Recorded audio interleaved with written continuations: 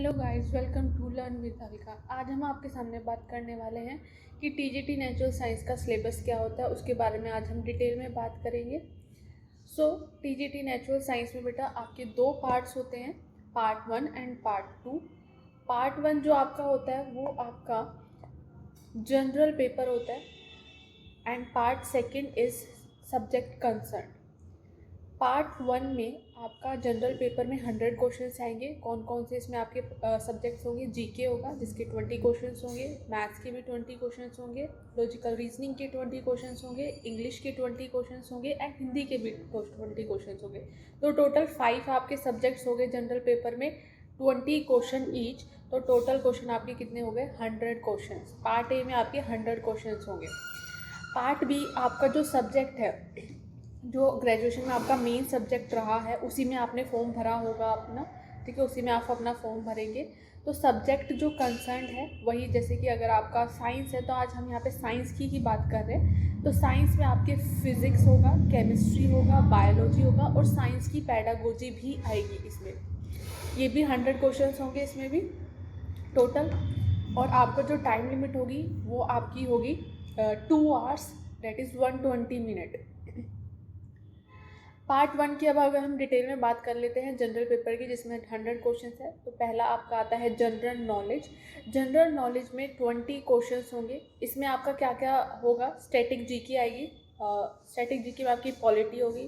Polity में आपको क्या क्या पढ़ना होगा? Constitutional development, important British act of constitutional significance, features of constitution, preamble के बारे में आपको पता होना चाहिए, फंडामेंटल राइट्स, आर्टिकल्स आपको याद होने चाहिए 1 to 50, फंडामेंटल ड्यूटीज़ होनी चाहिए आपको, system of government, union executive, parliament के बारे में आप प्रॉपर नॉलेज होनी चाहिए, इंपॉर्टेंट अमेंडमेंट्स जो भी किए गए हैं अभी तक वो सभी आपको आने चाहिए, state legislature and executive, local government के बारे में पता होना चाहिए आपको, union territories, judiciary in India और constitutional statutory and extra constitutional body, इनके बारे में भी कभी कभी पूछ लिया जाता है। तो ये भी आप, अगर आपके पास टाइम है तो इनके बारे में भी आप ज़रूर पढ़ें।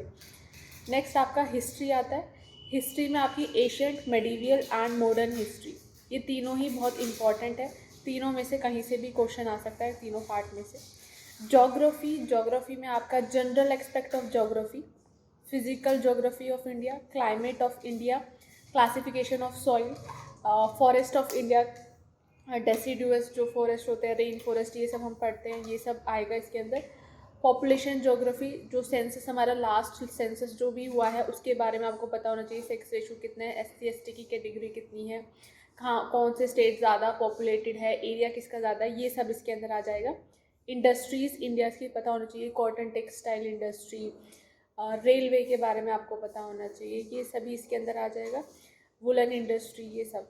एग्रीकल्चर इन इंडिया, इसमें आपको क्रॉप्स वगैरह के बारे में पता होना चाहिए कि कौन सा स्टेट किस क्रॉप को ज़्यादा एग्रीकल्चर में लाता है, ठीक है, क्या सबसे ज़्यादा उगाता है, ये सब आ जाएगा। मिनरल्स इन इंडिया, ये कुछ ज़्यादा इंपॉर्टेंट टॉपिक है नहीं, इसमें कम ही पूछा जाता है, बट अगर आपके पास टाइम है तो आप इस टॉपिक को भी कर सकते हैं। Transport and communication important topic है, इसके बारे में आप ज़रूर पढ़ें। नेक्स्ट आपका करंट अफेयर्स, आपको जो आपका एग्ज़ाम जब भी हो रहा है उससे 4 से 5 महीने पहले तक के आपको करंट अफेयर्स कर सकते हैं आप। आपकी एवरीडे जो साइंस होती है, जो रेगुलर बेसिस पे आपके साइंस यूज़ होती है, वो भी आते हैं आपके जनरल पेपर में, कि जीके में। Economics, national and international organisation,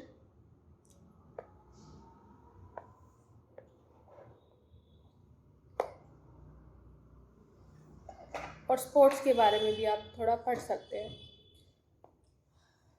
next is आपका मैथ्स आ जाता है। मैथ्स में आपके 20 क्वेश्चन ही पुट अप किए जाते हैं। अप टू 10th लेवल आपकी मैथ्स आएगी। देखो क्या क्या टॉपिक रीड करना है आपको। Time and work, pipe and cisterns के questions, time and distance, boat and streams, percentage बहुत इंपॉर्टेंट टॉपिक है, profit and loss very important, mixture and alligations, ratio proportional, partnership, average important, simple and compound interest, SCF LCM, number system and mensuration. 2D और 3D दोनों में ही पूछा जाता है, ये भी एक इम्पॉर्टेंट टॉपिक है।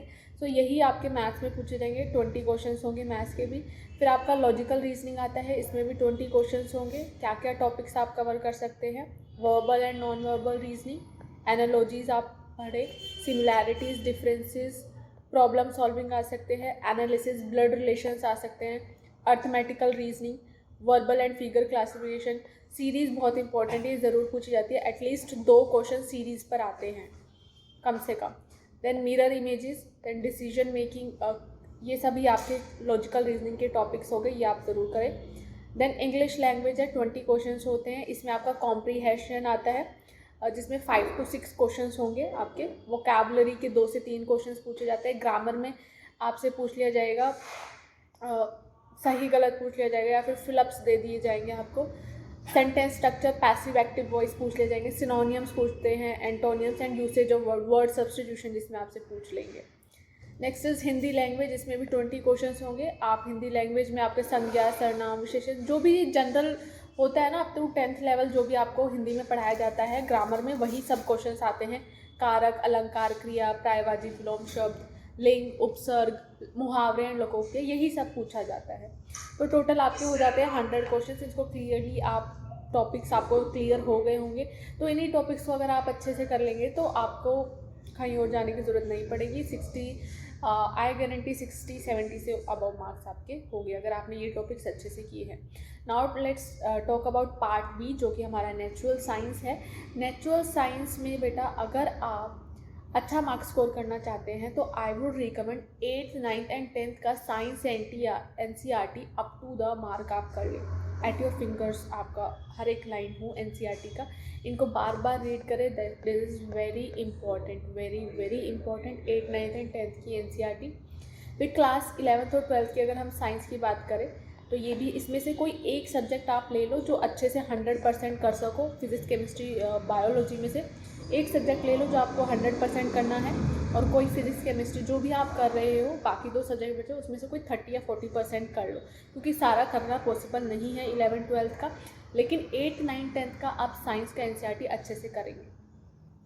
फिजिक्स के 25 to 30 क्वेश्चंस पूछे जाएंगे, बायोलॉजी के भी, केमिस्ट्री के भी, ऑलमोस्ट सेम ही रेशो में रहते हैं तीनों सब्जेक्ट। और पैडागोजी जो आपके पूछे थे 10 to 15 क्वेश्चन होते हैं। लास्ट ईयर का 2021 का पेपर देखें तो पैडागोजी से आपके आए थे 10 क्वेश्चंस आए थे। टोटल आपके 100 क्वेश्चंस होंगे। जो एग्ज़ाम कंडक्ट किया जाता है बेटा वो ऑनलाइन मोड में कंडक्ट किया जाता है, ठीक है। सो ऑनलाइन ही आपका एग्ज़ाम होगा। सो जितने आप मॉक टेस्ट हो सके, जितना भी वो ऑनलाइन ही प्रैक्टिस करें, जिससे आपकी एक्यूरेसी और स्पीड भी बढ़ेगी। थैंक यू, आज के लिए इतना ही। Please like, share and subscribe to my channel learn with Anka. Thank you so much.